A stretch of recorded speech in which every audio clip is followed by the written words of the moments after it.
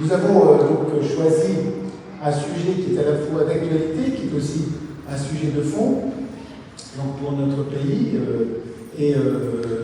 Voilà, je pense que c'est un sujet qui donnera lieu d'abord à une intervention passionnante de Jean-Daniel Lévy, parce que d'aucuns d'entre vous l'ont peut-être déjà entendu. Et puis ensuite, naturellement, nous pourrons donc échanger sur ce sujet, ou peut-être sur d'autres, sur aussi l'actualité et la situation politique globale de notre pays. Il y a beaucoup à dire. Nous sommes dans une phase compliquée, en tout cas, de grandes interrogations et de préoccupations, en tout cas, sinon d'inquiétude pour l'avenir. Et donc, je pensais que c'était vraiment tout à fait approprié de pouvoir en discuter en cette fin de printemps. En ce début d'été, on va dire, avant d'aller prendre quelques repos, et peut-être ça nous permettra aussi de nourrir nos réflexions pendant cet été. Voilà, en tout cas, merci Jean-Daniel d'être parmi nous ce soir, et donc je vous laisse immédiatement la parole. J'ai oublié de dire que la conférence était enregistrée, donc on pourra la retrouver ou retrouver des extraits donc, sur les réseaux sociaux. Les réseaux sociaux, évidemment, comment dirais-je, fréquentables. Il n'y a pas d'inquiétude. Voilà, en tout cas, merci à vous tous et à vous tous de votre présence.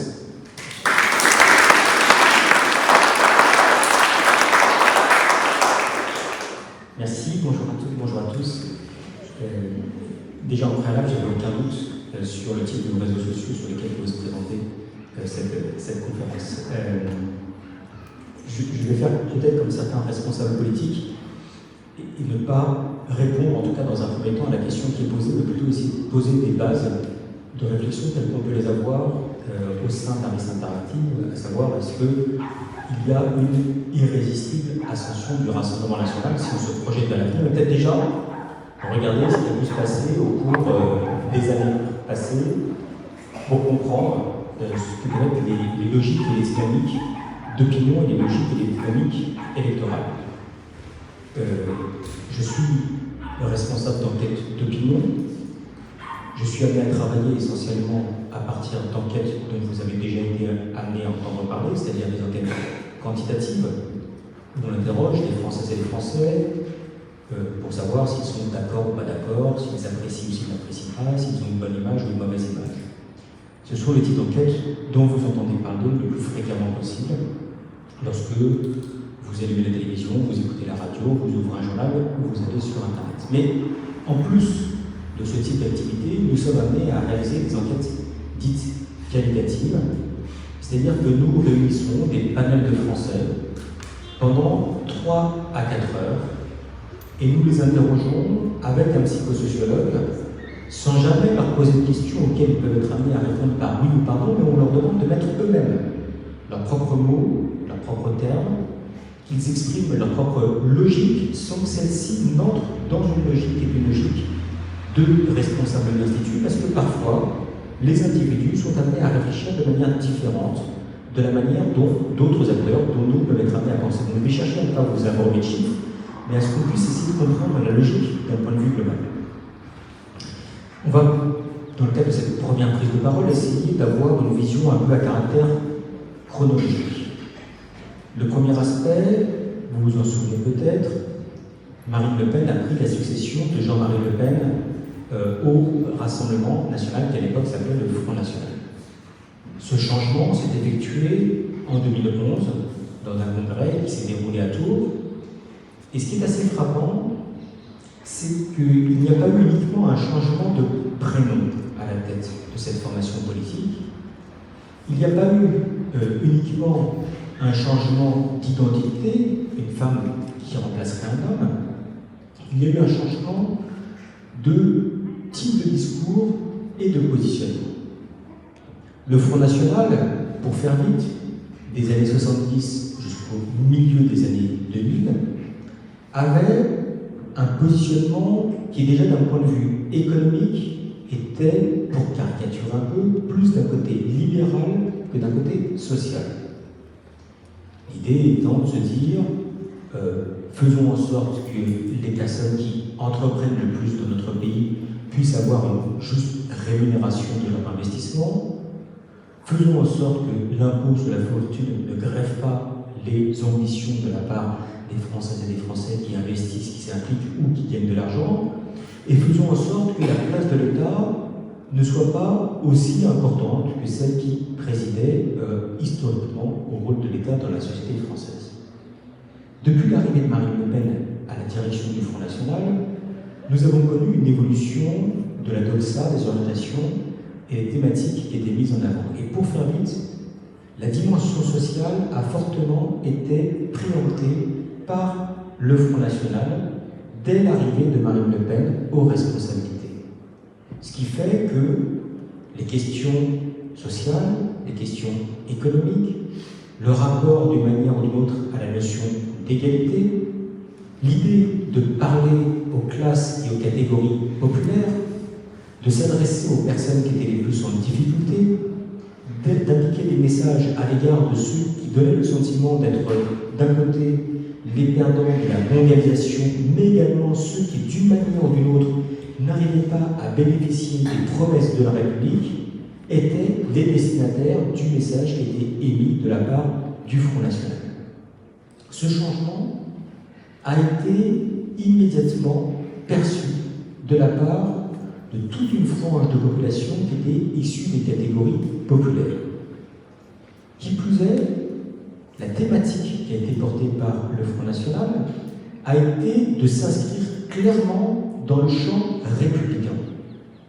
En parlant de laïcité, quitte à réinterpréter le terme de la laïcité, en parlant des services publics, en parlant de la retraite, et la retraite était plus la retraite à 60 ans que la retraite à 65 ans, en parlant des aides sociales, en parlant de l'accès au logement, en parlant de l'école, en parlant de l'éducation, tant et si bien que ceux qui prennent le temps de faire l'analyse de la production écrite, mais également des thèmes qui sont évoqués de la part du Front National dès 2011, rencontrent parfois des difficultés si on ne leur met pas sous le nez le fait qu'il s'agisse de textes de la part du Front National, à pouvoir savoir si c'est un texte du Front National ou un texte d'une gauche qui se définit comme étant une gauche républicaine. Donc ce changement à la tête du Front National n'a pas été qu'un changement de personne, n'a pas été qu'un changement de sexe, a été un changement d'orientation stratégique et de position qui a été adopté de la part du Rassemblement national. Dès les élections cantonales qui ont suivi, et les élections cantonales qui se sont déroulées en 2011, on a pu avoir une première trace de la progression du Front National par rapport au score antérieur qui était réalisé par cette force politique. Les élections cantonales, dans le petit livre de sociologie électorale illustré que chaque sondeur tient précieusement en sa possession, invite les candidats à dire « mettez votre étiquette politique de côté et soyez un acteur qui arrivait à montrer que vous êtes en prise avec votre territoire ». Dès les élections cantonales de 2011, cette règle a été quelque peu battue en brèche et le Front National a connu ses premiers scores, qui ont été des scores, on va dire, relativement importants d'un point de vue électoral, alors même que nous avions des candidats qui étaient inconnus et qui avaient comme seul slogan, entre guillemets, « Votez pour moi, c'est voter pour avoir le soutien de Marine Le Pen ». L'image qui était portée par Marine Le Pen, les orientations politiques, l'idée de pouvoir faire en sorte qu'il y ait un arc républicain qui soit porté par le Front National a touché immédiatement ces effets. D'un point de vue électoral, si on continue la logique, vous vous souvenez peut-être de l'élection présidentielle de 2012, où au deuxième tour, il y a eu la confrontation entre Nicolas Sarkozy et François Hollande, mais déjà à cette époque-là, Marine Le Pen avait surperformé d'un point de vue électoral pour tangenter les 18% au premier tour de l'élection présidentielle. C'était, en 2012, un record en voix et en pourcentage pour ce type d'élection, pour cette formation politique. La logique se poursuit. Élections de 2014, qui sont des élections européennes, qui sont, jusqu'à ces élections-là, une forme d'élection maudite pour le Front National, où en général, les personnes qui étaient critiques à l'égard de l'Europe et qui se situaient plutôt à droite sur l'échiquier politique, allaient voter pour une liste qu'on va qualifier rapidement de souverainiste. Au cours des scrutins précédents, on avait vu l'éclosion, par exemple, des listes Pasqua-Viquier et également d'autres forces politiques qui se présentaient comme étant alternatives sans que le Front National n'arrive vraiment à éclore. 2014, la première force politique qui est envoyée au Parlement européen, c'est une liste du Front National. C'est, sur le papier, une forme de coup de tonnerre politique. La première fois qu'à une élection politique nationale, le Front National arrive en tête. Quelles ont été les conséquences? Quelles ont été les réactions? Quels ont été les types de pétitions auxquelles on a pu être amené à être confronté? Aucune. Il n'y a pas eu de mobilisation sociale. Il n'y a pas eu d'appel de la part d'intellectuels, voire d'acteurs d'autres formations politiques, en disant « faisons en sorte que le poids de Marine Le Pen et de ses alliés soit le plus faible possible au niveau européen. Faisons en sorte que la France ne soit pas prioritairement représentée par cette force politique. » Tout ceci s'est passé dans une forme d'acceptation, ou en tout cas d'apathie, de la part de nos compatriotes, qui a amené les uns et les autres à dire « nous ne sommes pas forcément fans du Front National, mais le fait qu'aujourd'hui il ait ce poids politique ne constitue pas un enjeu suffisant pour se déplacer ou montrer notre opposition radicale à l'égard du Front National. » Peut-être que si vous vous en souvenez, mais en 1995, nous avions connu une période où, dans le cadre des élections municipales, le Front National avait rencontré un certain nombre de villes. Il avait remporté des villes de Orange, des villes de Toulon, par exemple, avec des interrogations de la part des artistes. Allons-nous ou pas être présents dans le cadre d'expositions, de festivals qui sont organisés de la part des villes du Front National.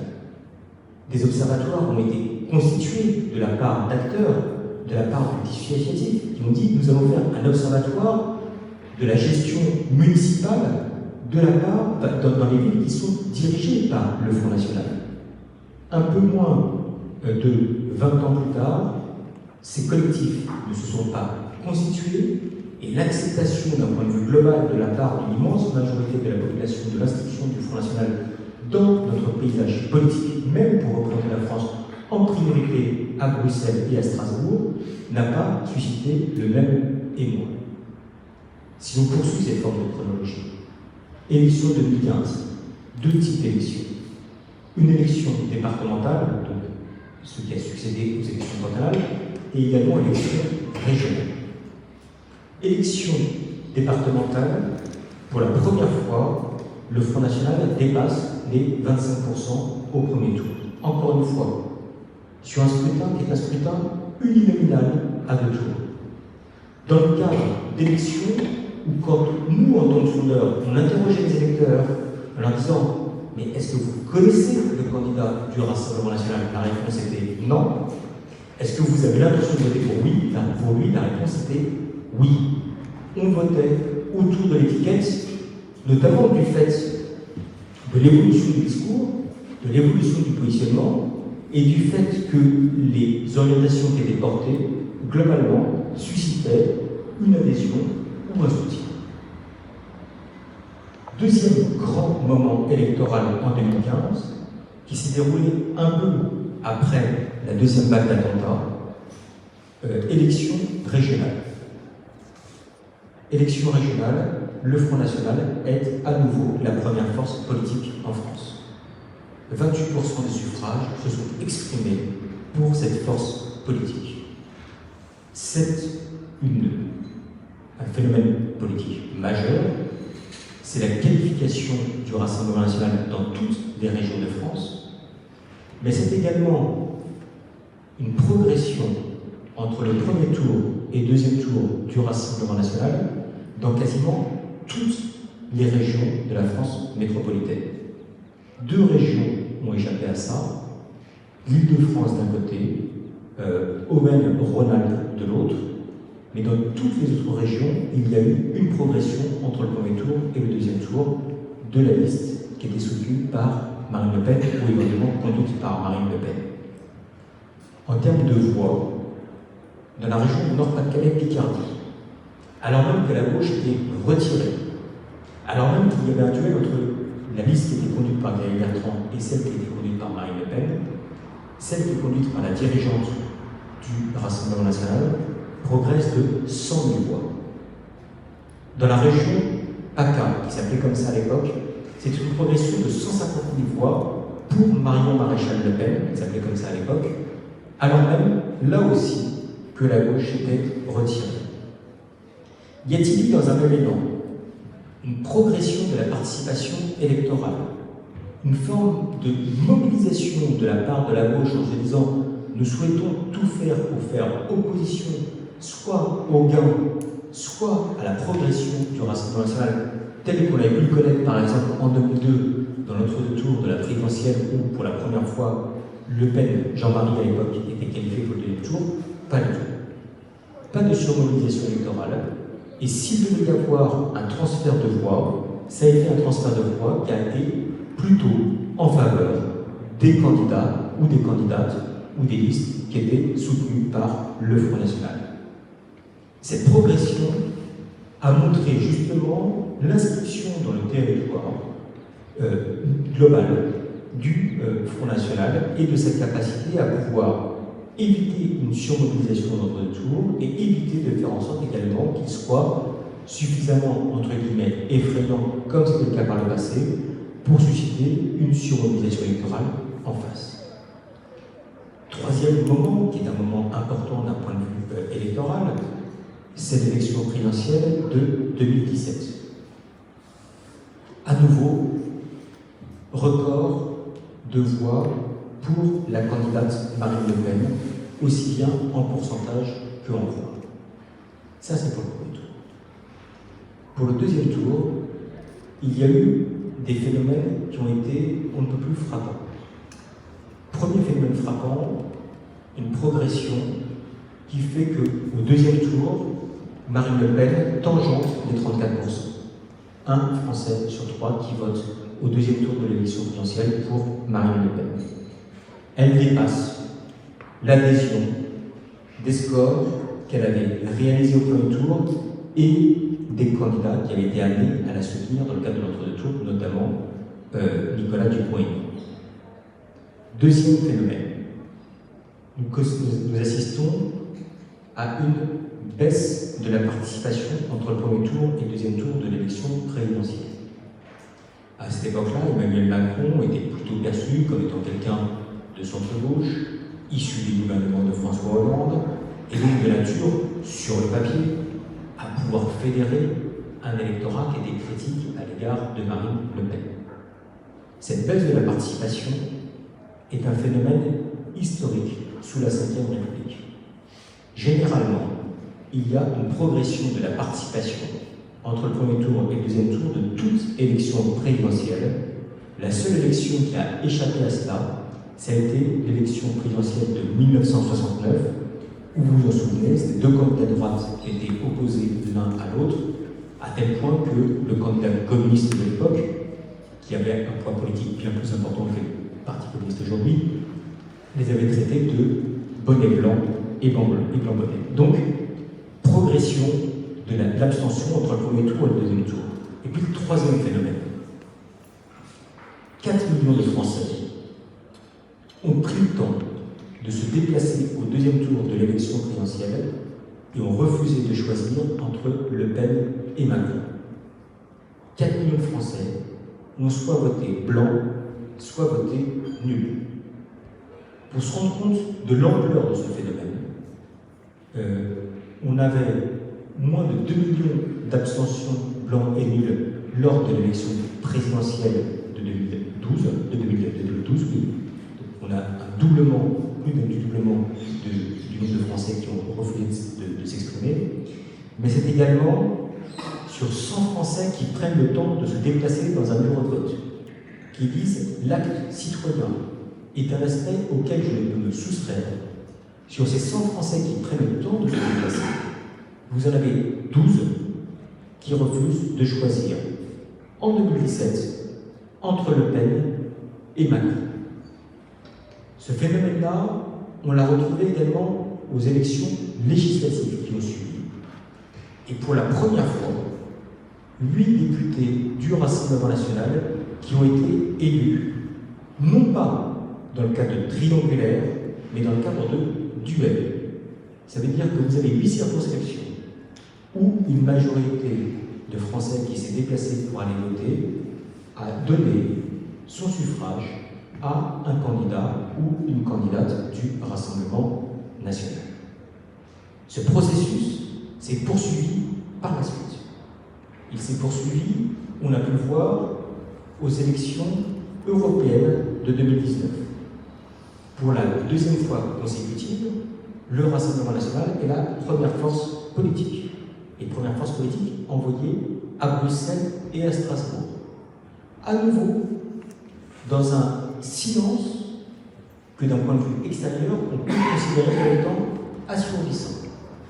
2014 n'était pas une avanie de l'histoire, 2017 n'était pas une surprise, 2019 montre bien, à nouveau, que nous avons sensiblement un Français sur 4 qui se déplace pour aller voter, à un scrutin qui, sur le papier, n'est pas le scrutin le plus favorable au Rassemblement national, qui vont donner en priorité leur voix pour cette formation politique.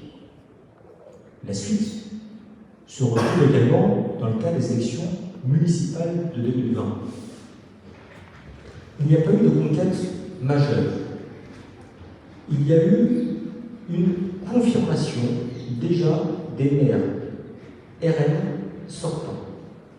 Et nombre d'entre eux ont soit été nettement mieux réunis qu'au scrutin précédent, soit ont gagné dès le premier tour.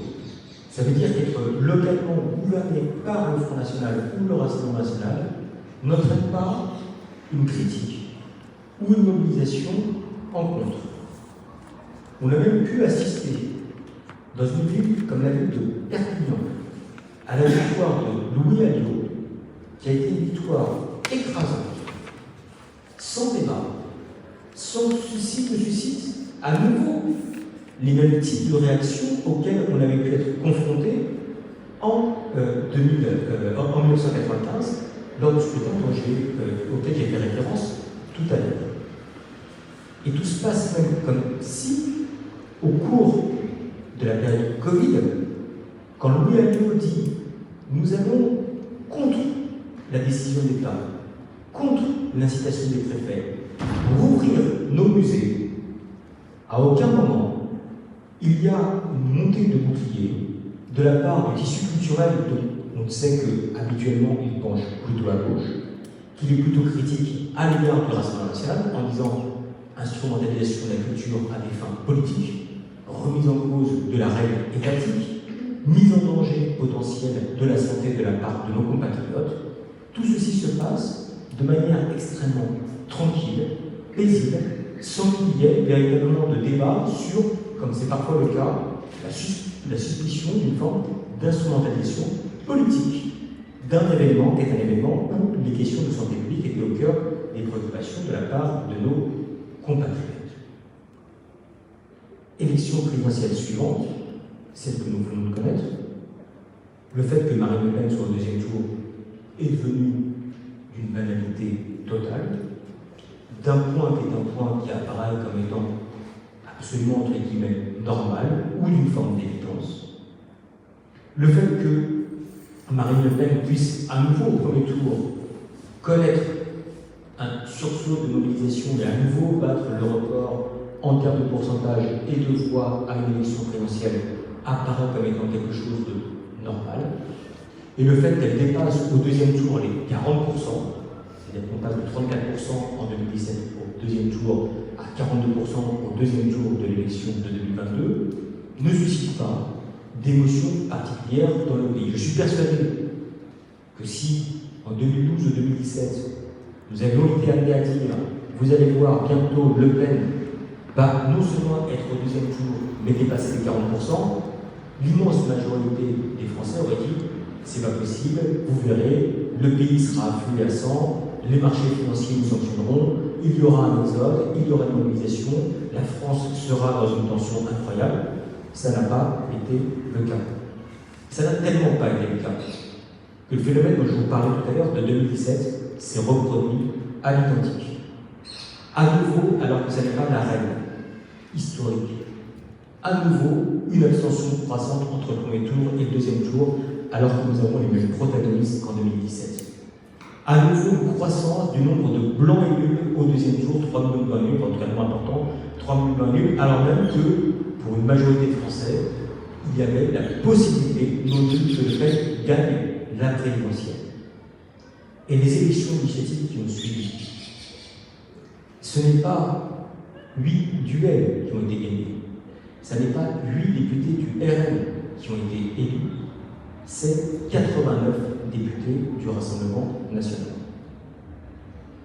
Sur ces 89, 53 ont été élus dans le cadre d'un duel face à un candidat de la majorité présidentielle.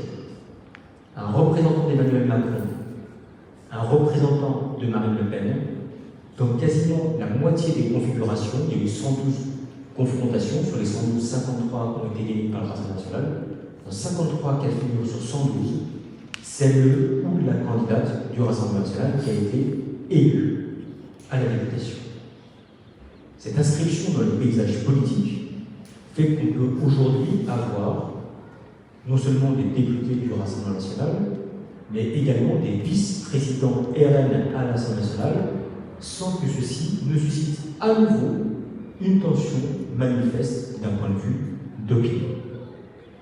Aujourd'hui, la deuxième personnalité à laquelle les Français accordent le plus leur confiance, c'est Marine Le Pen. Aujourd'hui, quand vous prenez les enquêtes d'Harris Interactive, sur les 10 personnalités auxquelles les Français accordent le plus leur confiance, 3 se situent à l'extrême droite, que ce soit du côté du Rassemblement national ou que ce soit du côté d'Éric Zemmour. C'est Marine Le Pen, c'est Jordan Bardella qui a très fortement progressé au cours de la période récente, et c'est également Marion Maréchal. Cette inscription est une inscription tendancielle, profonde, qui, encore une fois, dépasse le strict cadre de leur électorat de premier tour, voire même de deuxième tour. Quand nous interrogeons nos compatriotes sur le fonctionnement de l'Assemblée nationale aujourd'hui, sur l'action menée par les différents groupes politiques à l'Assemblée nationale, le groupe auquel les Français accordent leur plus grand niveau de confiance, c'est le groupe du Rassemblement national.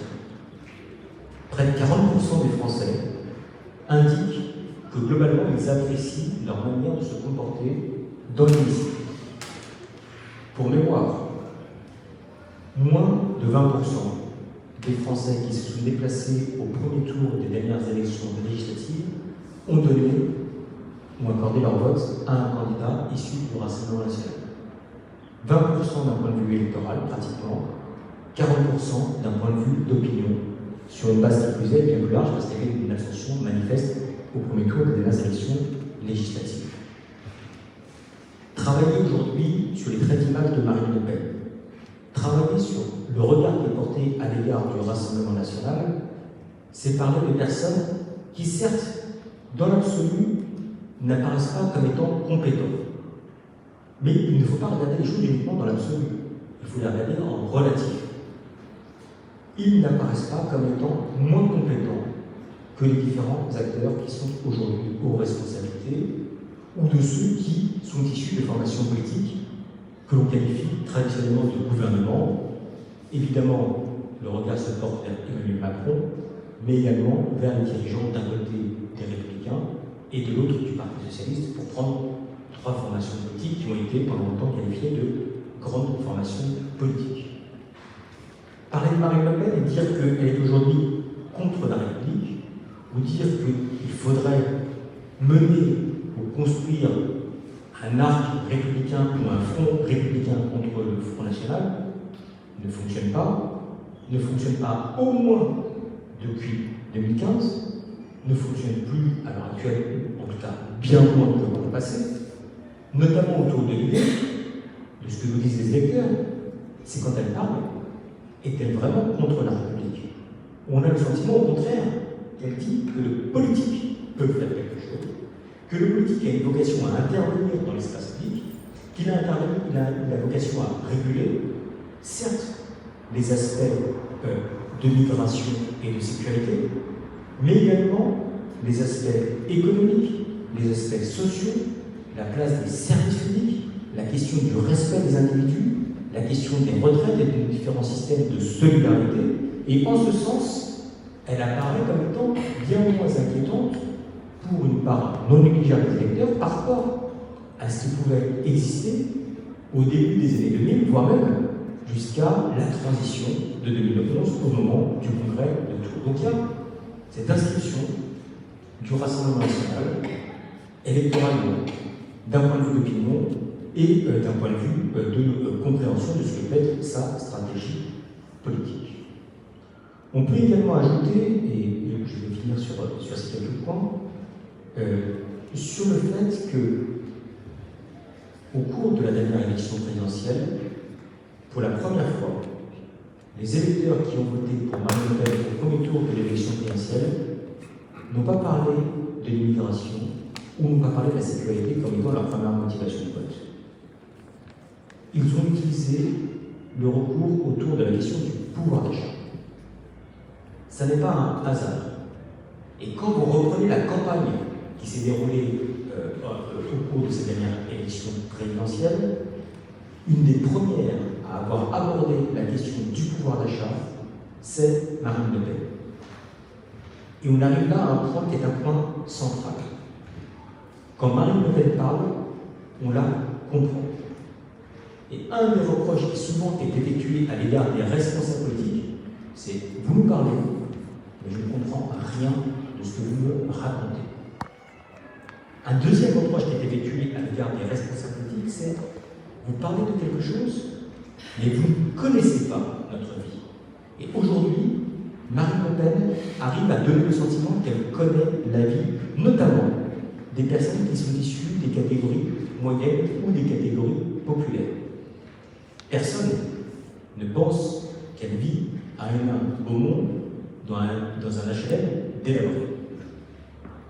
Mais la manière dont elle évoque les problèmes des Français, la manière dont elle peut parler des préoccupations de la part des uns et des autres, renvoie à des signaux qui fait que, quand elle parle, au moins elle décrit une situation que l'on connaît, et donc dans ce contexte-là, je suis prêt globalement à croire ou à écouter les propositions qu'elle peut effectuer par la suite.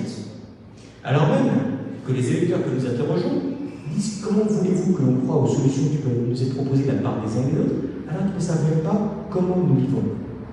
Je vais vous prendre un micro-exemple extrêmement frappant. Une des premières personnes à avoir, dans le cadre de la période d'inflation, parlé de l'alimentation des animaux domestiques, ça a été Marine Le Pen. Et donc, elle a pu justement pointer du doigt un problème qui se touche pour une part importante de nos compatriotes. C'est pas uniquement je suis sympa avec les chats et j'aime les chats, c'est également je vais aborder un problème qui n'a pas été mis sur la place publique. Et si moi, Marine Le Pen, j'en parle, ça veut dire que je sais précisément ce que sont vos préoccupations et vos difficultés. Certes, il y a les pâtes, certes, il y a l'alimentation, certes, il y a les questions du prix de l'énergie, certes, il y a les loyers, mais également, il y a cet aspect-là. Donc, ce sont des signaux qui sont habilement distillés et qui renforcent, si ce n'est sa crédibilité, en tout cas, sa capacité à pouvoir mettre à l'agenda des enjeux qui vont toucher une partie de nos compatriotes et qui vont dire qu'il n'y a qu'une seule personne qui parle de ça, c'est Marine Le Pen. Ça peut apparaître comme étant anecdotique, je vous assure que ça n'est pas le tout, et en tout cas que cet exemple renvoie à d'autres exemples qui vont parler à l'oreille de nos compatriotes. On s'inscrit enfin dans un contexte où il faut regarder les choses sans considérer que la France est complètement exempte de tous les mouvements européens qui aujourd'hui existent. Regardez ce qui se passe, évidemment, on le sait, en Hongrie, en Italie, aux Pays-Bas, en Allemagne, même si de manière différente dans un certain nombre de pays du Nord, dont évidemment le Danemark, qui montre bien cette évolution tendancielle d'interrogation de la part de nos compatriotes sur ce que peut être un sentiment, qui peut être un sentiment de déclassement, une interrogation sur le rôle de la mondialisation, et surtout, et peut-être c'est le plus important, le sentiment d'avoir ou pas la maîtrise de sa vie. Nous avons, dans l'électorat du Rassemblement national, une part extrêmement importante d'électeurs qui disent j'ai fait des études, j'ai voulu faire des études, et au final, je n'ai pas forcément une activité professionnelle. Ou alors, si j'ai une activité professionnelle, elle n'est pas en cohérence avec les efforts que j'ai pu entreprendre précédemment. Je ne suis pas forcément reconnu à ma juste valeur dans le cadre de mon entreprise ou dans le cadre de mon activité professionnelle. Que ce soit vrai ou faux, ça n'est pas important. En tout cas, d'un point de vue d'opinion, ce qui est important, c'est le ressenti de la part de ces individus. J'ai le sentiment que les services publics se délitent. Et alors même que j'ai une contribution, l'accès à la poste, l'accès aux transports en commun, l'accès aux services publics, l'accès à la sécurité ne me sont pas garantis. Et donc je me sens dans une forme de fragilité. Si jamais demain je vais quitter mon emploi, je ne suis pas sûr de pouvoir en retrouver un, soit avec le même niveau de responsabilité, soit avec le même niveau de salaire, soit avec le même niveau de perspective. Si jamais je devais rencontrer un accident de la vie, je ne pourrais compter sur personne. Et la République ne s'adresserait pas à moi ou ne serait pas de nature à pouvoir m'aider. Marine Le Pen tient un discours qui est un discours réconfortant. Elle dit « La République est là, j'ai vocation à incarner la République et j'ai vocation à faire en sorte que la République puisse s'inscrire dans une aide ou dans un appui à l'égard de l'ensemble des personnes et notamment à l'égard des personnes qui sont les plus en difficulté. » L'évolution territoriale du Rassemblement national en est pour partie cette illustration. Certes, c'est un vote qui reste encore plus rural qu'urbain. Certes, c'est un vote qui est un vote plus pour les jeunes générations, celles qui ont du mal à pouvoir trouver un avenir, qu'à l'égard des personnes les plus âgées.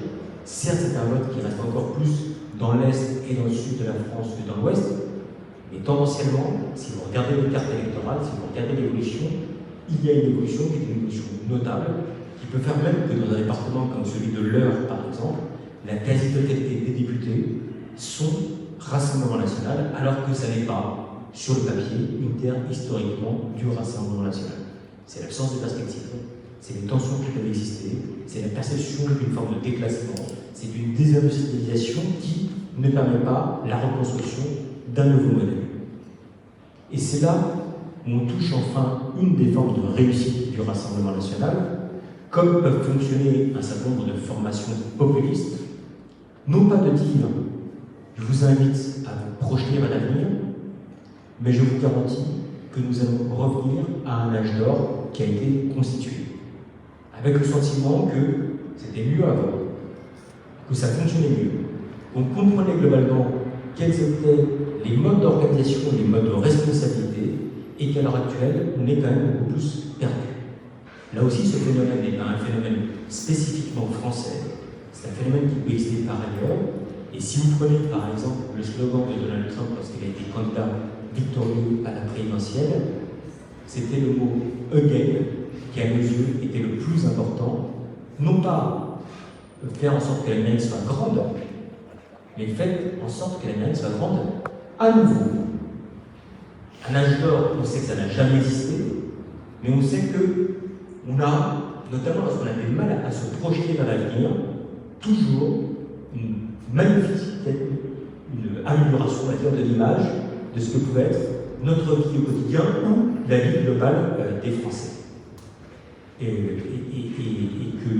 le lien que l'on fait aujourd'hui, c'est que si jamais nous sommes face à des Français qui ont encore plus de mal à se projeter dans l'avenir, si on est face à des Français qui restent pessimistes, si on est face à des Français qui ont du mal à pouvoir se dire que demain sera mieux pour eux, pour leurs enfants et qu'ils pourront avoir globalement la maîtrise de leur devenir social, si jamais ces conditions-là ne sont pas réunies, il y aura une probabilité importante que le Rassemblement national continue de progresser dans l'espace politique national.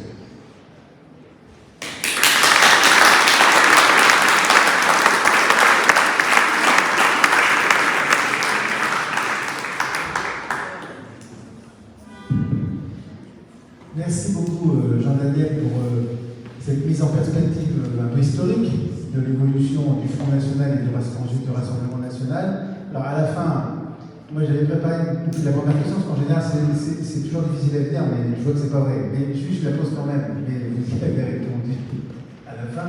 C'est bon, ok, là on est à aujourd'hui, et demain, et donc vous y avez répondu à la fin sur les 2 dernières phrases. Merci. Alors, allez-y. Merci pour votre exposé. Bien intéressant, mais franchement pas très rassurant.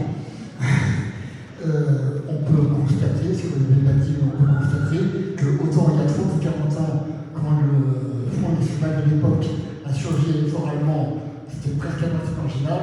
Maintenant, ce sont les autres partis qui ont fait concurrence dans cette intervalle, qui sont presque devenus marginaux à leur tour.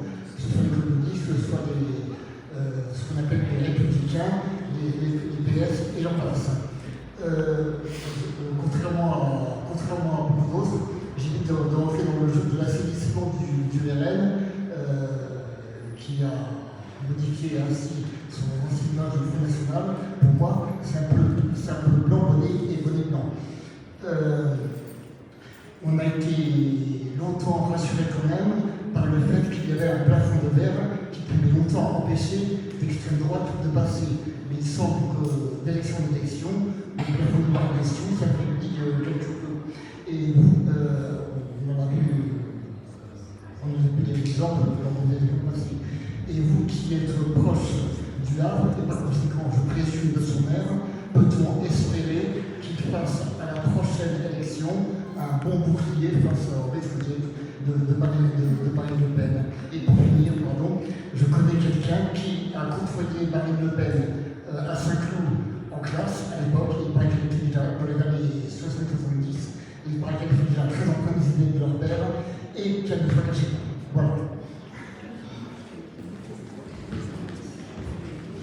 Alors, vous répondez directement. Juste sur un point pour éviter qu'il puisse y avoir une équivoque.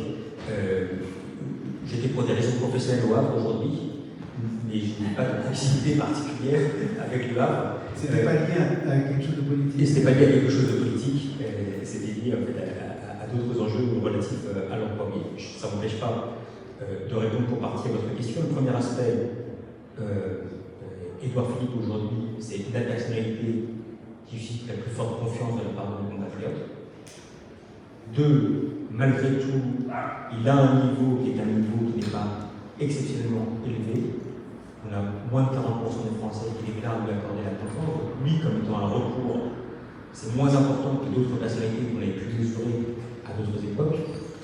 Le troisième aspect, c'est que je ne sais pas exactement ce que serait Édouard Philippe en campagne, parce que ce n'est pas la même chose d'exercer la fonction de Premier ministre sous l'autorité d'Emmanuel Macron ou d'être un candidat à l'élection présidentielle avec une orientation politique qui est propre. Donc ça reste aujourd'hui des aspects qui sont relativement des inconnus. On a une forme de maladie française, mais j'en fais vraiment partie, de se dire, dès l'élection présidentielle passée, que va-t-il se passer à la prochaine?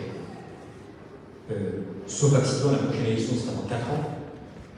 D'ici 4 ans, il va se passer énormément de choses. On n'a aucune idée des forces politiques qui seront en présence et on n'a surtout aucune idée de ce que sera l'état d'esprit du pays.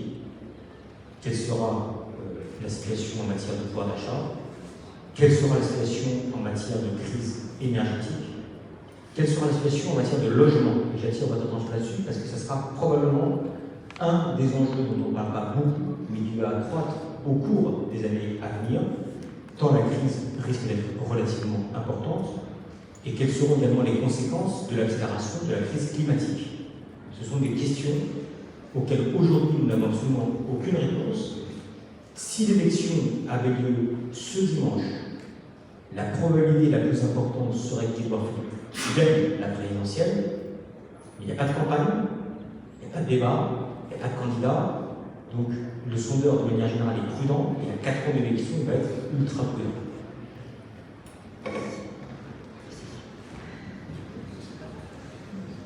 Merci beaucoup. Et Jean, je suis conseiller municipal, je passe avec l'équipe municipale. Merci pour cet exposé. Je trouve ça intéressant, le focus sur le Front National, la perspective historique, mais on pourrait faire quasiment la même courbe d'évolution pour l'extrême gauche, et notamment pour mettre en choix ses alliés.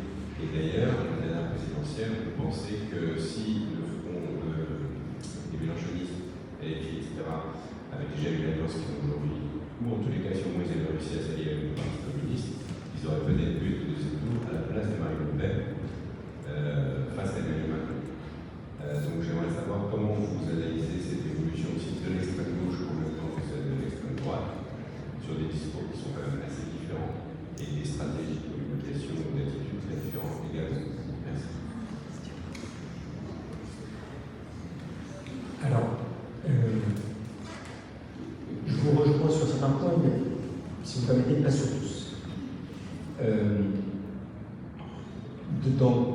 Quand vous regardez, il y a certes une évolution du score de Jean-Luc Mélenchon à chaque élection présidentielle depuis qu'il est candidat à ce scrutin depuis 2012.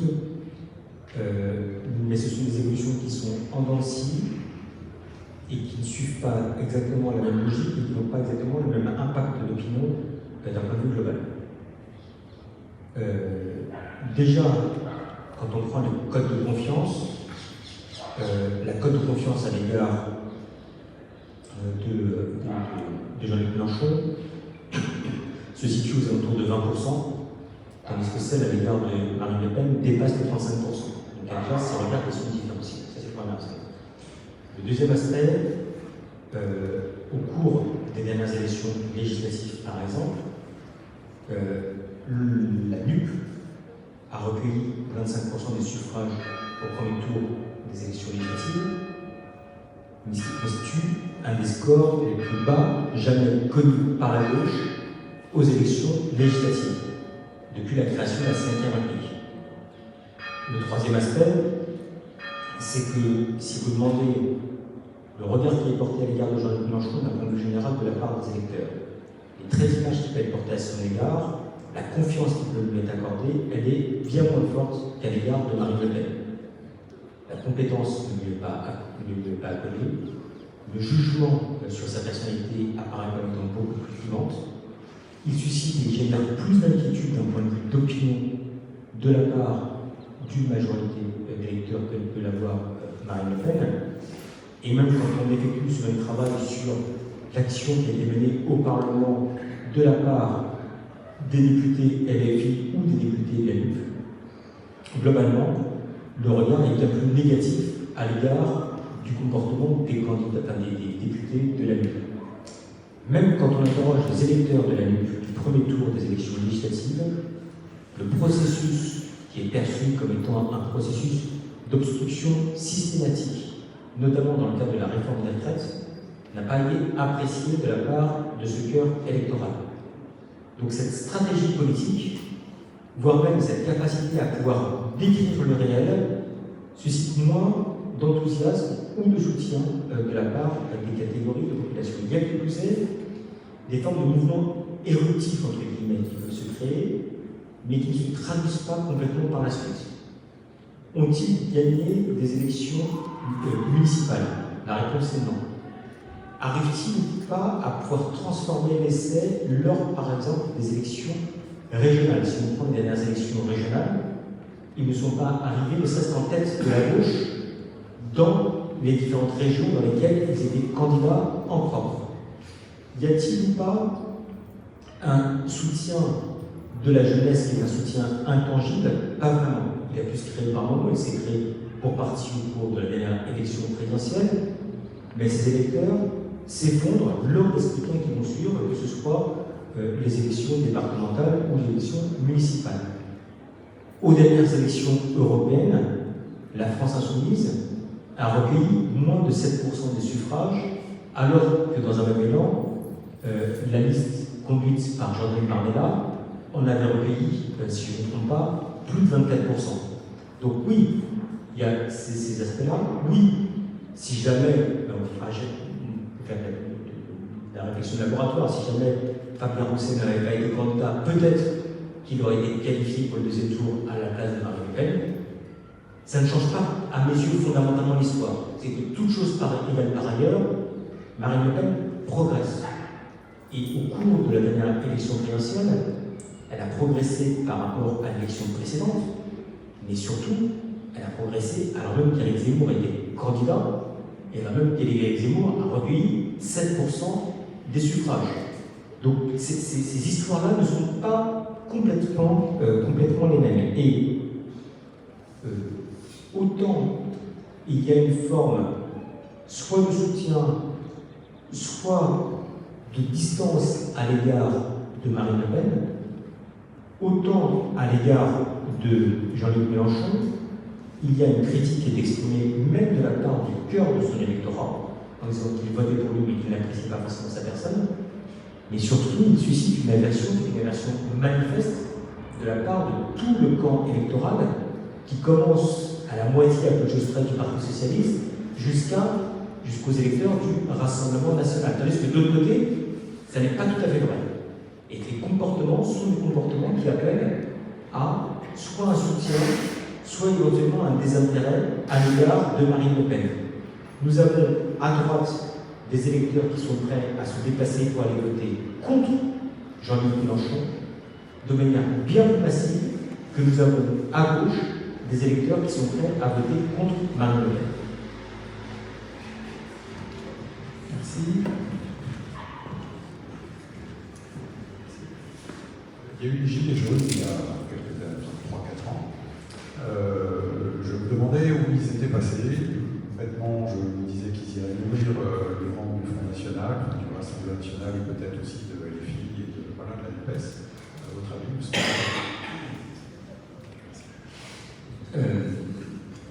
Déjà, le premier aspect qui nous a frappé,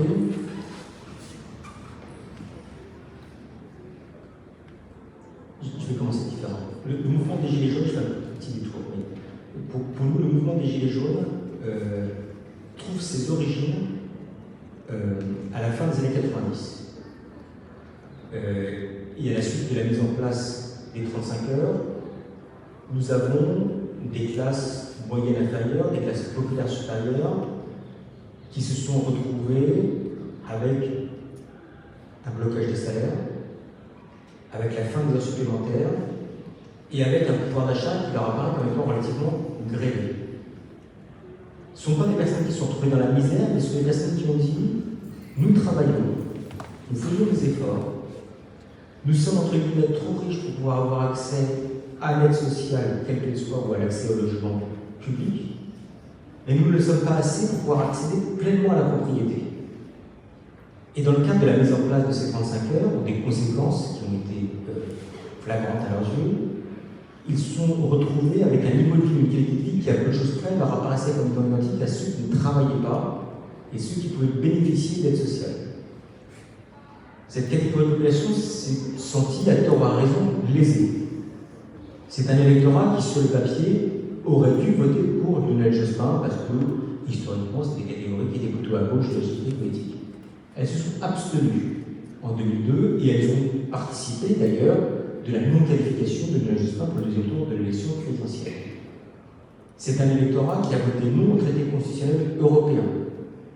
C'est un électorat qui a voté Nicolas Sarkozy à la présidentielle de 2007 autour de la notion de la valeur travail et de la reconnaissance de la valeur travail autour de travailler plus pour gagner plus, sachant qu'ils entendaient un peu plus gagner plus que travailler plus. Mais c'est un électorat qui a pu voter pour Marine Le Pen autour déjà de la question du pouvoir d'achat et de la reconnaissance de la valeur travail en 2012 et pour partie en 2017. Et c'est un électorat qui n'a pas pu complètement s'exprimer après les élections législatives de 2017, où, je le rappelle, nous avons connu un taux d'abstention record au premier tour comme au deuxième tour. En 2017, moins d'un électeur sur deux se déplace pour aller voter aux élections législatives. Au deuxième tour, moins de 43% se déplacent pour aller voter. Donc, l'idée qu'il puisse y avoir une forme de débouché politique qui se traduisent de leur colère ou de leurs interrogations, s'est retrouvée dans la rue, avec des zones géographiques qui ressemblent furieusement à celles qu'on avait pu voir d'un point de vue électoral par le passé. Ça ne s'est pas traduit électoralement, ça s'est traduit avec un appui des réseaux sociaux, et ça s'est traduit également à travers la diffusion importante avec les chaînes télévision mondiales de ce qu'on peut appeler des mobilisations sociales. Ce sont des Français qui plus est qui disent « Nous avons été bons Français. On a fait 2 enfants comme on nous a incité à le faire. On a dû se retrouver dans une zone qui n'est pas forcément la plus attractive, mais on n'avait pas les moyens de pouvoir habiter dans les grands centres-villes urbains. Nous sommes obligés d'utiliser la voiture pour pouvoir avoir accès aux services publics, aux services au public, pour aller à la poste, pour avoir accès à l'éducation de nos enfants, pour les dimensions culturelles et pour les aspects qui peuvent renvoyer à la vie quotidienne. Ce ne sont pas des fans de voiture, mais ils disent nous sommes obligés d'utiliser la voiture. Et en plus, comme on était des bons Français, on a acheté diesel. Et là, nous sommes pénalisés avec cette augmentation du prix du gasoil. C'est cet ensemble de dimensions viennent s'ajouter à cela la mise en place des 80 km/h sur les routes secondaires et la perception que le gouvernement en place s'adressait plus aux catégories supérieures qu'aux catégories populaires, aux classes moyennes, aux urbains, aux ruraux, aux périurbains. Donc on a l'ensemble de ce cocktail qui a participé de l'éclosion, de la diffusion du mouvement des Gilets jaunes. Soit dit en passant, aujourd'hui le prix du gasoil est à un peu moins de 2 €, et on n'a pas exactement la même situation, alors même qu'à l'époque il était à 1,40 €, si je ne me trompe pas. Cet électorat-là n'était pas une entité politique à proprement parler. Et ceux qui ont voulu, au cours des élections européennes, en profiter, en ont été, entre guillemets, pour leurs frais. Les différentes listes, soit qui sont présentées comme étant gilets jaunes, ont atteint des scores faméliques, moins de 0,5%, et celles qui ont mis en avant des candidatures de gilets jaunes, on peut penser par exemple à la liste de Nicolas Dupont-Aignan, on peut penser par exemple à la liste de Florent Philippot, n'ont pas réalisé de bons scores. Ces personnes-là sont revenus à leur famille politique d'origine. Ils n'ont pas été gilets jaunes. Ils ont été des Français qui étaient déstabilisés par la situation, avec une situation qui leur apparaissait comme étant endémique, qui durait depuis une vingtaine d'années, qui s'est traduite à ce moment-là et qui s'est exprimée d'une manière différente, mais ils sont revenus à leur famille politique d'origine, et notamment à la famille du Rassemblement national, à tel point qu'on peut voir que géographiquement ça correspond certainement aux endroits où il y a eu des mobilisations qui étaient les plus importantes.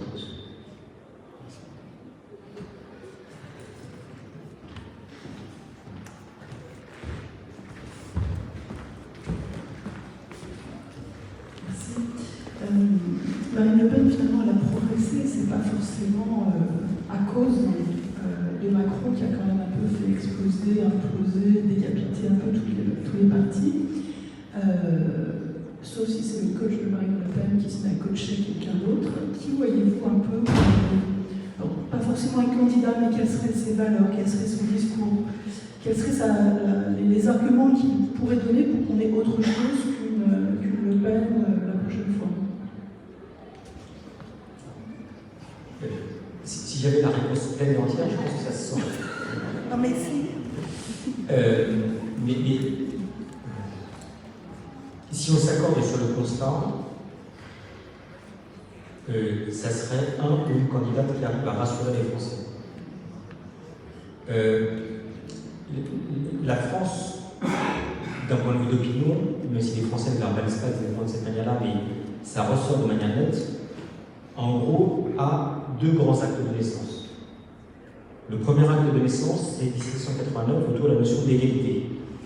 Et ça traverse globalement notre pays. Et nous sommes un des pays qui va le plus mettre en avant cette notion d'égalité au centre de ses représentations et de ses attentes en matière de politique publique. L'égalité entre les citoyens, l'égalité entre les territoires. Parler de service public, c'est quelque chose de particulier. On l'a vu par exemple dans le débat sur le traité constitutionnel européen. Égalité entre les générations, égalité entre les personnes qui sont bien importantes et moins bien importantes. Et puis il y a un deuxième acte de naissance, après 1789 et la notion d'égalité, c'est 1945 avec la notion de solidarité. Il n'a pas fait le deuil encore de cette notion de solidarité dans la société française. La réforme des retraites en est une des plus parfaites illustrations. Il est assez frappant de voir que dans le cadre des enquêtes qu'on pouvait amener à analyser, de nombreux cadres nous disaient, franchement, à titre personnel, bosser jusqu'à 64 ans, 62 ans, c'est pas si grave que ça, mais ça ne pose pas de problème en tant que tel. Mais, qu'en est-il pour les personnes qui ont des carrières longues ou des carrières hachées? Qu'en est-il pour les femmes? Qu'en est-il pour les personnes qui sont en difficulté? Et cette réforme a été qualifiée, à tort ou à raison, comme étant injuste. C'est rassurant d'un point de vue d'opinion, de se dire que chacun ne va pas se comporter en fonction de son propre intérêt personnel. Je pense que c'est à considérer dans les politiques publiques qui doivent se déployer en se disant qu'il y a d'une manière ou d'une autre toujours un regard à l'égard de ce que peut être l'intérêt général. Et que cet intérêt général est porté et chéri au corps de la part de nos compatriotes. Et puis enfin, nous sommes dans un vieux pays politique qui considère que c'est un politique d'agir. Et que lorsque le politique donne le sentiment à tort ou à raison qu'il ne parvient pas à ses fins, il est disqualifié. Et Le Pen tient un discours qui est un discours tout autre, en disant que le politique peut tout maîtriser. Faites-moi confiance et je vais remettre au cordeau l'ensemble de l'équilibre de ce qui a constitué historiquement notre pays. Donc, un acteur qui arrive à rassurer en disant « nous allons conserver l'ADN de la société française et nous allons pouvoir nous inscrire globalement comme étant un pays qui va rester fort, puissant, avec également son mode de fonctionnement autour des services publics de la solidarité et d'une forme de qualité de vie, pourra, à mon avis, contrecarrer Marine Le Pen dans la conquête du pouvoir. En France, on ne se construit pas en disqualifiant l'autre. On se construit en arrivant à donner envie de voter pour soi. Cet aspect-là n'est pas aujourd'hui garanti. L'acteur politique qui émerge dans ce sens-là n'est pas sorti à proprement parler. Dans une certaine mesure, Emmanuel Macron avait donné une forme d'espoir en 2017. Aujourd'hui, à l'heure actuelle, en ce 28 juin 2023, cette personnalité d'un point de vue d'opinion n'existe pas, mais en tout cas, ça constitue un des points qui a reçu à part là comme étant essentiel pour pouvoir entretenir un nouveau rapport politique positif avec notre pays. Christian Reprenant, je suis un agent municipal. J'ai remarqué, je voudrais en venir à la sémantique. J'ai remarqué que tout votre exposé, vous n'avez jamais prononcé les deux mots du thème de cette réunion, c'est-à-dire extrême droite. Je ne pense pas, du moins. Et ne pensez-vous pas justement que ces deux mots n'impriment plus dans l'esprit de beaucoup de Français et ne constituent plus un angle d'attaque justement pour lutter contre ces idées? Alors, la vidéo fera peut-être fois, mais je crois que je l'ai utilisé une fois, ce terme-là. Et si je ne me trompe pas, dans l'intitulé, il n'est pas question d'extrême droite, il est question du Rassemblement national. Mais je me trompe peut-être dans l'intitulé de la conférence, mais c'est pas très grave. Indéniablement, quand vous interrogez les électeurs de Marine Le Pen et que vous leur demandez de se positionner sur un axe gauche-droite, ils se situent très à droite sur l'échiquier politique, à l'extrême droite. Est-ce qu'aujourd'hui, réduire le Rassemblement national à une formation politique d'extrême droite fonctionne? La réponse est non. Est-ce que réduire le Front National comme étant le Rassemblement national à une force politique dont une partie de ses fondateurs a été proche des Waffen-SS ou du LUD suffit? La réponse est non. Est-ce que rappeler ce qu'ont été les accointances de Jean-Marie Le Pen ses orientations politiques, les phrases qu'il a pu utiliser, les termes sur lesquels il était condamné, suffit pour disqualifier le droit international? La réponse est non. Est-ce que ça doit être fait ou pas? Je laisse libre à chacun sa stratégie politique.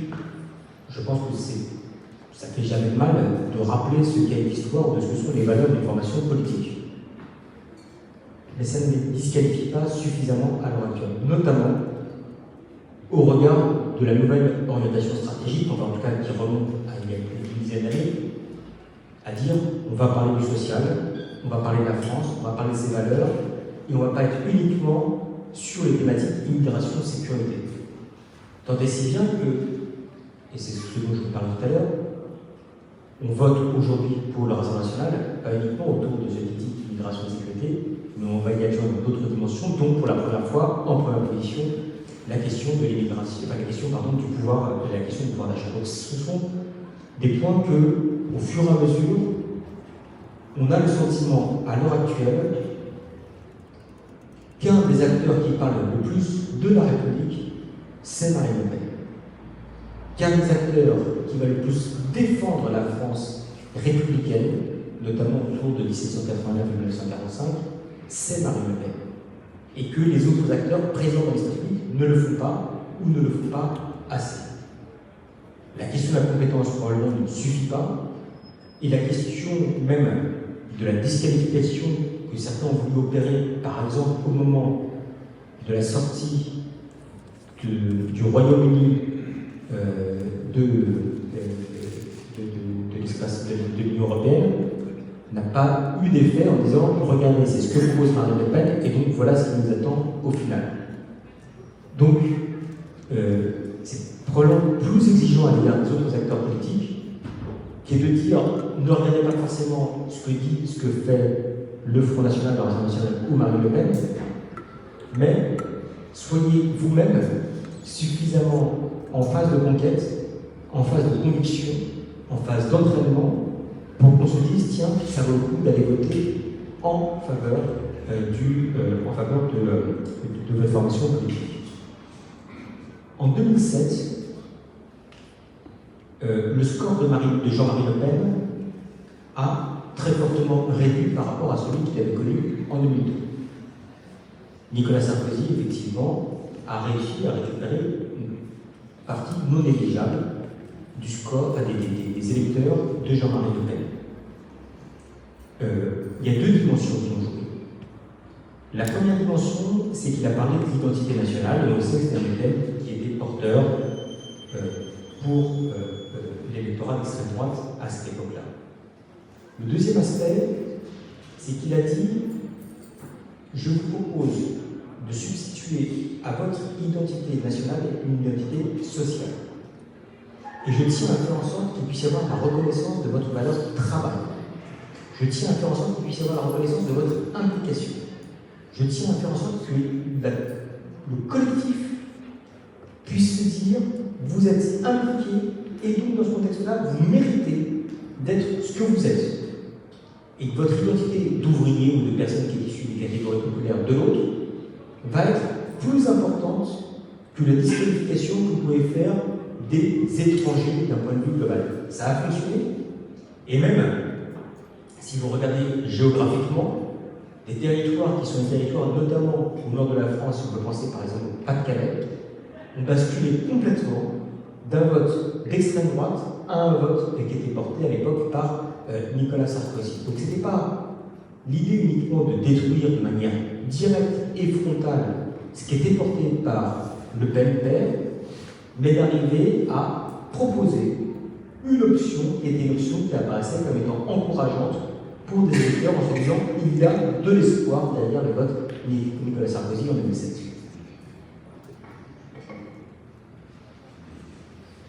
Je suis Sabine Lomarov, je fais partie de la majorité. Quand vous parlez de Marine Le Pen, je pense à deux championnes. Les filles Williams, de Télé Swimming. À partir du bas âge, on a pu utiliser le père Williams, les a entraînés. Est-ce que Marine Le Pen n'est pas dans le même cas? Parce que La question, elle est là. Elle est habitée par la politique, elle a été bercée par la politique depuis son temps d'âge, jusqu'à ce jour. Est-ce que le problème n'est pas parce que, en face, elle se trouve avec des personnes qui font la politique par ambition propre, pas pour la nation, parce que Jean-Marie Le Pen est quand même habité par quelque chose, c'est la France. Et il a élevé son enfant à être habité par cette culture-là, le pays, la France, la République. Et quand on parle de la République, on va chercher ce qui est au plus profond. On ne cherche pas, on ne défend pas l'idéologie politique. Parce que j'ai l'impression que la différence entre Marie Le Pen et tous les autres, c'est qu'on est dans l'idéologie politique. Marie n'en a pas. Elle est dans la France. Elle répond à un besoin que les Français ont à un instant T. Vous avez donné l'exemple des aliments pour les aliments domestiques. On a lu la plénière d'actualité d'hier. Elle est la seule à ne pas flancher devant la pression médiatique. Elle dit ce que beaucoup pensent. Elle a osé dire qu'elle pense aux policiers et qu'elle pense qu'il faut laisser la justice faire son travail. Elle pense aux policiers, elle pense à la famille, elle pense que la justice doit faire son travail. Elle n'a pas de point de vue à donner. Mais presque tous les hommes politiques ont penché vers l'opinion. Alors, est-ce que, au stade où on en est, moi je veux faire cette chose-là, est-ce qu'au stade où on en est avec Marine Le Pen, vous voyez une championne qui va se mettre face à elle ou elle va vraiment gagner et que ça laisse Marion prendra la suite? Parce que la question elle est là. Quelle autre femme, quelle autre personnalité a l'héritage qu'elle a? Parce qu'elle a un gros héritage qui fait que ça se sent proche d'elle. Beaucoup de personnes se sentent proches.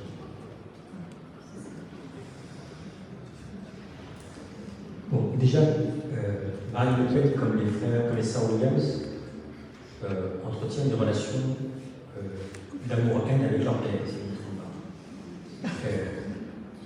Les unes comme les autres ont été formatées pour arriver là où elles en sont, même si toutes les filles Le Pen n'ont pas atteint le même niveau que Marine Le Pen.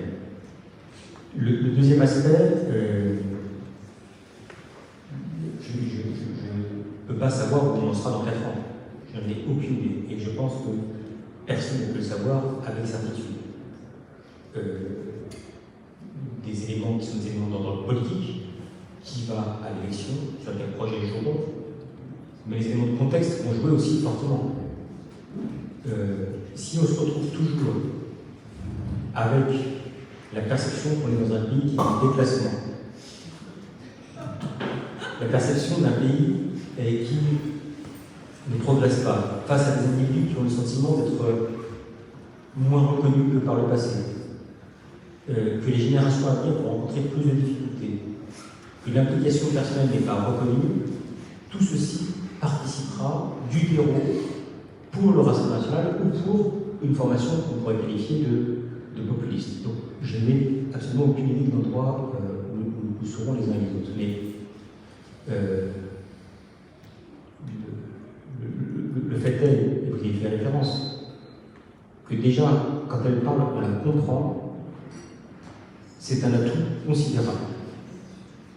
Il y a quelques années, Manuel Valls avait dit « J'ai l'impression que le Parti socialiste parle une langue morte ».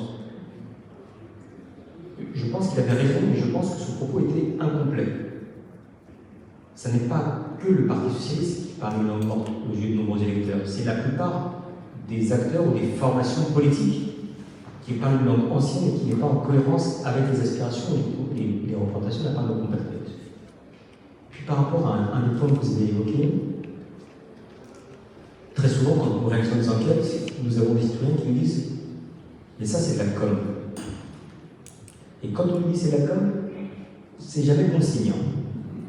C'est en gros, ils nous disent un truc, mais ils n'y croient pas du tout. Ce terme-là ne ressort que très faiblement lorsque Marine Le Pen prend la parole. Elle apparaît comme étant sincère et elle apparaît comme étant en capacité à pouvoir dire ce qu'elle pense. L'exemple que vous prenez de ces déclarations d'hier en sont une des illustrations. Et c'est aussi une personnalité politique à éviter, je pense, d'être dans une petite phrase, dans une petite polémique, et d'être dans des choses où ils vont être amenés à dire des choses auxquelles ils ne croient pas véritablement. Et en tant que sondeurs, nous sommes assez humbles, et nous disons assez souvent à nos différents interlocuteurs, quels qu'ils soient, une donnée d'opinion n'est pas une ligne politique. Vous pouvez acter d'un désaccord avec la majorité des Français et ça peut être rassurant. Il faut acter les désaccords, mais il faut qu'il n'y ait aucune suspicion sur le fait que ce que vous dites est sincère et correspond à ce à quoi vous croyez véritablement. Et en tout cas, cette suspicion n'existe pas, ou en tout cas que très faiblement, à l'égard de Marine Le Pen. Oui, bonsoir.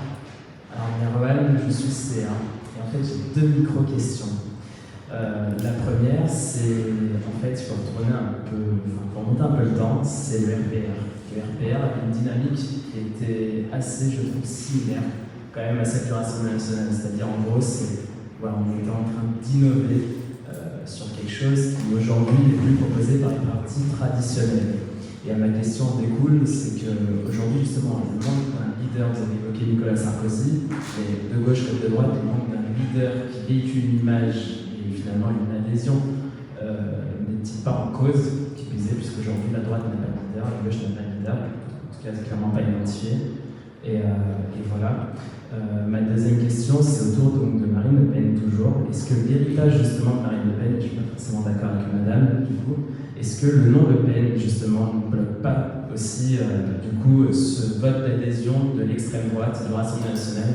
Peut-être que Jordan Bardella, du fait que ça ne soit pas un Le Pen, aura peut-être la possibilité d'accéder au pouvoir peut-être un jour, parce que bon, il est très bien formé, et puis on voit les lacunes qui ont été, comment dire, les difficultés, pardon, qui ont été, c'est pas conduites, mais qui ont été faites par Marine Le Pen, parce que son père, quand même, il disait communication, mais il y a beaucoup quand même de communication.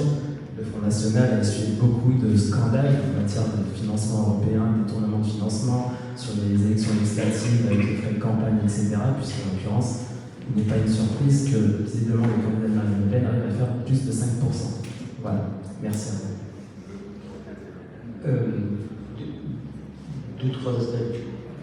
Évidemment, il y a eu une progression qui était très nette de la part du RPR, mais qui avait une stratégie qui était différente. Il voulait parler aussi aux Français qui prenaient le métro à 18h. C'était une des stratégies issues du gaullisme d'ailleurs, qui visait à dire nous souhaitons nous adresser aux catégories populaires. À tort ou à raison, on peut avoir la perception que ça a été quelque peu étudié, notamment depuis 2012. Le deuxième aspect, avoir un leader, c'est effectivement absolument essentiel. Avoir un leader qui dit quelque chose, ça l'est d'autant plus. À l'heure actuelle, nous avons à gauche un leader qui est identifié qui s'appelle Jean-Luc Mélenchon, qui suscite du respect et une forme de regard bienveillant de la part d'une partie de l'électorat au regard de sa culture ou au regard de la manière dont il peut poser le débat, mais qui crée quelques doutes quant à sa capacité à pouvoir être un bon gestionnaire de la France, si jamais elle devait être demain aux responsabilités. Pour le reste, le Parti socialiste pâtit quelque peu d'un point de vue d'opinion de la présidence de François Hollande.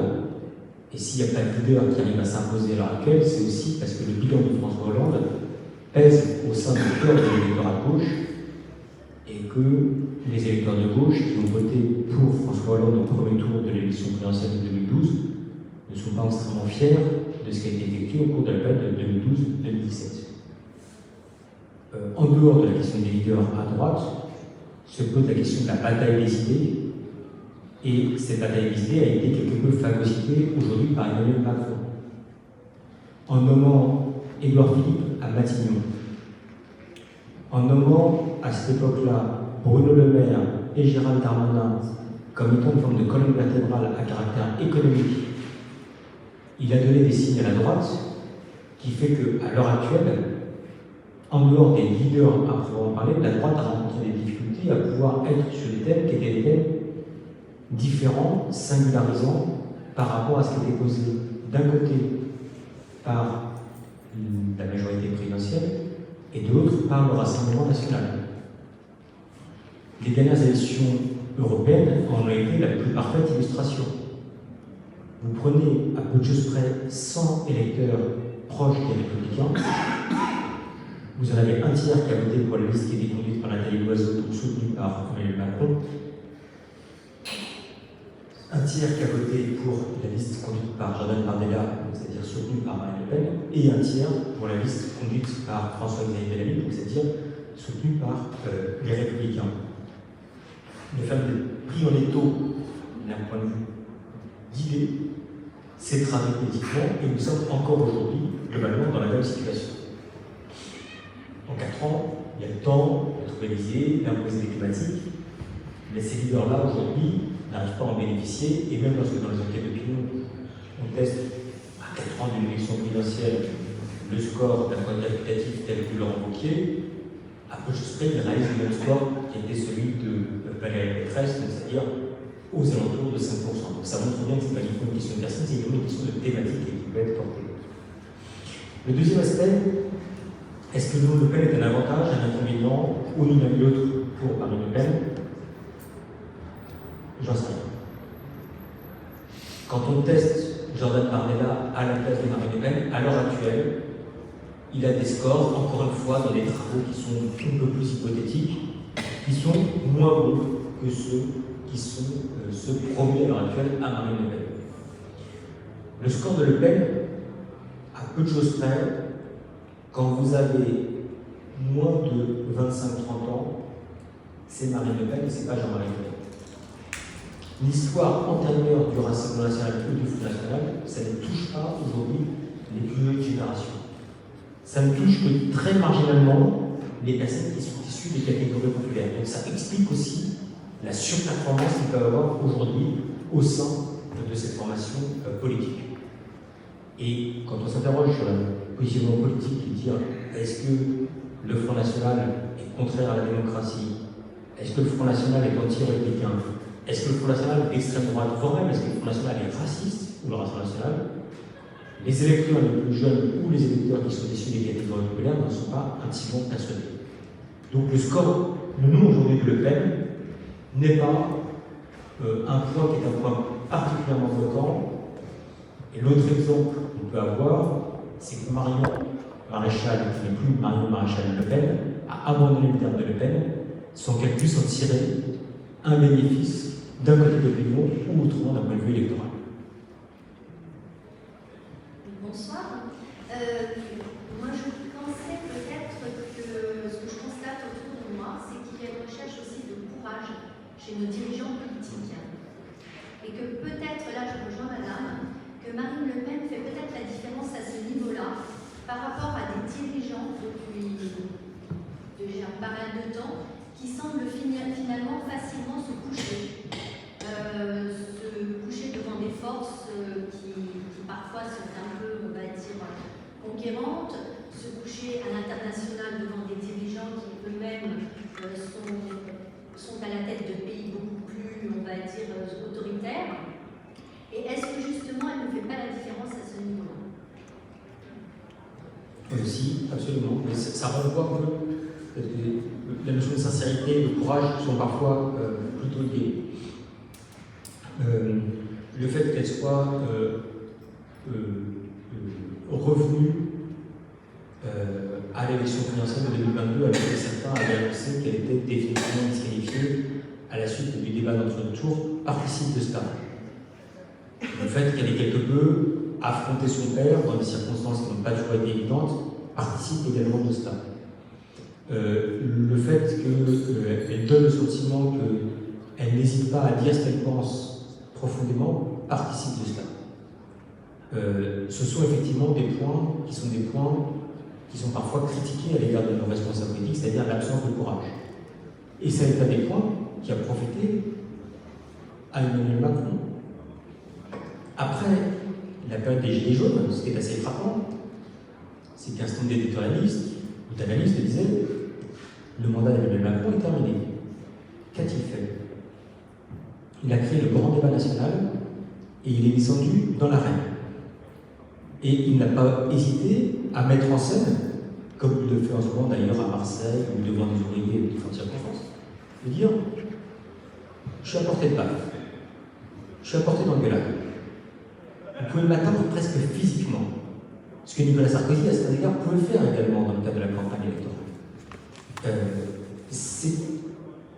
Ça a été profitable à Emmanuel Macron, et même si les Français étaient critiques à l'égard de ses orientations politiques, aux yeux des Français, il avait surmonté la crise des Gilets jaunes, il avait surmonté la crise Covid, il a eu le courage d'aller voir Poutine et de ne pas lâcher la négociation alors même qu'elle apparaissait comme étant perdue, et que cette dimension de courage et d'engagement a été un côté rassurant à l'égard de sa personne en dehors de son programme politique. C'est une des forces d'Emmanuel Macron, ça a été une des forces de Marine Le Pen, c'est pas forcément la force qui est aujourd'hui accolée également à d'autres responsables politiques, en tout cas ça participe parmi d'autres aspects, mais je mettrais vraiment courage, sincérité et conviction dans un même ensemble de recommandations de vie. Merci beaucoup. D'autres questions?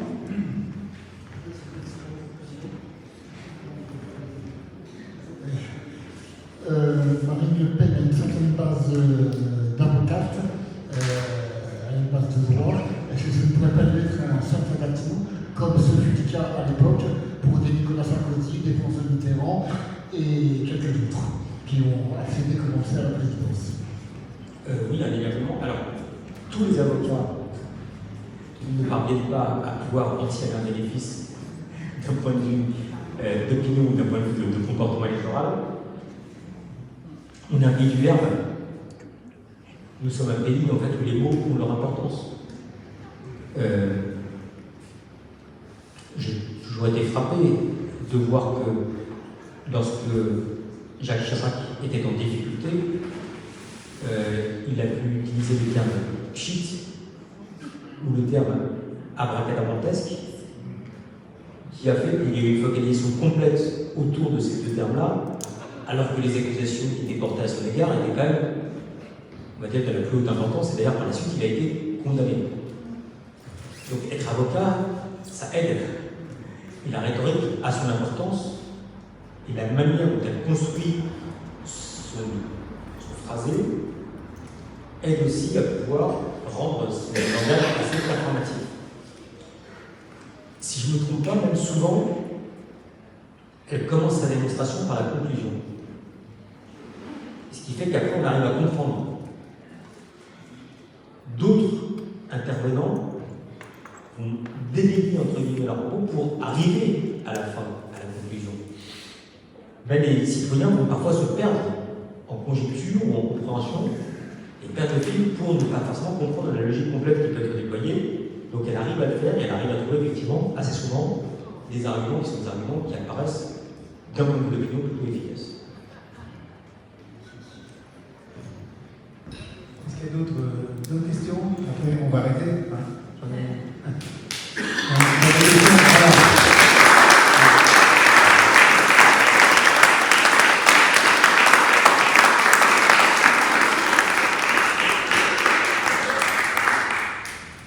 Merci beaucoup Jean-Daniel pour cet éclairage et cet échange extrêmement limpide et instructif. Moi j'ai juste une petite réflexion, parce qu'à travers des questions qui ont été posées, de ce que vous avez dit, finalement, dans notre système de la Ve République revu en 62, avec l'élection du président ou de la présidente, le vote universel, finalement, la personnalité du candidat compte peut-être autant que le fond, en réalité, de la politique qu'il ou elle porte. C'est ça qui est intéressant. peut-être que ça peut nous faire un peu réfléchir les uns et les autres sur les plages ou ailleurs. Voilà. Est-ce que vous auriez, Jean-Daniel, peut-être des ouvrages auxquels vous pouvez penser? Parce que vous-même, vous écrivez beaucoup d'articles, mais pas trop d'ouvrages. Pas encore, ça va venir, hein, ouais, je crois. Est-ce qu'il y a des ouvrages comme ça qui pourraient peut-être permettre aux uns et aux autres de prolonger cette soirée? Peut-être pas directement sur ce sujet-là. Moi, je crois quand même beaucoup à la question du temps long. Et si vous avez l'occasion de pouvoir lire Fernand Braudel, par exemple, sur la description de ce que sont les grandes évolutions de la France au cours des siècles, un autre écrivain qui s'appelle Siegfried, qui a beaucoup réfléchi sur le lien entre les territoires granitiques et les territoires avec de l'archipel, et les conséquences que cela peut avoir en matière de comportement électoral, ça permet de ne pas rester justement sur le micro-fait politique, mais d'essayer de comprendre ce que peuvent être les tendances longues d'opinion qui sont liées à des dimensions d'habitation, des dimensions culturelles, et après par la suite à des dimensions politiques. Merci beaucoup. Merci.